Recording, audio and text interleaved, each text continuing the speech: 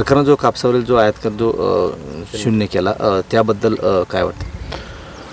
सरकारनं टाकलेलं हे पाऊल आत्मघातकी आहे.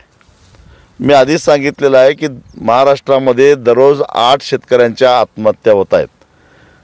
हे शेतकरी प्रामुख्यानं कापूस आणि सोयाबीन उत्पादक शेतकरी आहेत आणि अशा परिस्थितीमध्ये अमेरिकेच्या दबावाला बळी पडून जर सरकार कापसावरचं आयात कर शून्य करत असेल तर मग लाल किल्ल्यावरून 15 ऑगस्टला पंतप्रधानांनी जे सांगितलेलं होतं की मी माझ्या शेतकऱ्याला वाऱ्यावर सोडणार नाही, 15 ऑगस्टला घोषणा केली आणि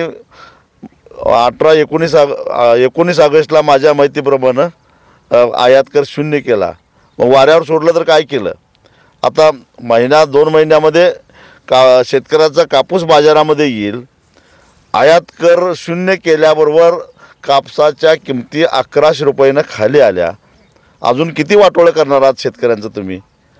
आणि काही धनदांडग्यांच्यासाठी काही उद्योगपतींचा माल अमेरिकेला निर्यात होत असेल त्याच्यावर 50% आयात कर लावण्याचा ट्रम्प सरकारनं इशारा दिल्यानंतर आमचं सरकार त्यांच्यासमोर गुडघं टेकतं. ही अत्यंत दुर्दैवाची गोष्ट आहे.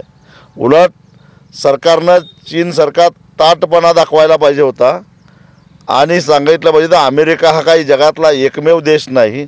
अमेरिका जर का भारतीय उत्पादनांच्यावर टॅरिफ टॅक्स लावत असेल तर आम्ही अमेरिकेच्या उत्पादनावर त्याच्यापेक्षा टॅक्स लावू आणि उरलेल्या जगातल्या इतर देशाबरोबर व्यापार करू असा ताठपणा भारत सरकारनं दाखवायला पाहिजे होता. तिथं कुठेतरी सरकार कमी पडलेलं आहे.